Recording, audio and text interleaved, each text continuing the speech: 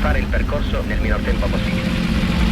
Qui si prende visione per la prima volta di una delle speciali Lancia che già viene lodata, programmata e le vetture stanno facendo ora i loro ultimi ritocchi. La tensione comincia a salire ed il mortiere, a mezzo minuto di intervallo, seguirà il rimanente dei concorrenti, andandosene attraverso l'Italia, poi girano verso ovest, attraverso montagne e villaggi. Adesso il circuito sale sulle montagne. Ciascuna macchina è munita di un foglio di via e il pilota deve fermarsi facendolo bollare prima della partenza.